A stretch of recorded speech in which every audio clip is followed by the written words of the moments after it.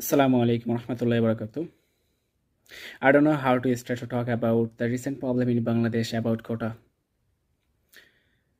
আসলে বিষয়টি যখন বারবার আমি সংবাদে দেখতেছি এবং বিষয়গুলো যখন আমার সামনে বারবার আসতেছে, তখন এই কোটা নিয়ে আমার মনের ভিতর অনেক ধরনের প্রশ্ন জাগতেছে এবং অনেক ধরনের মন্তব্য আসতেছে, যেটা I cannot share it with anyone in abroad.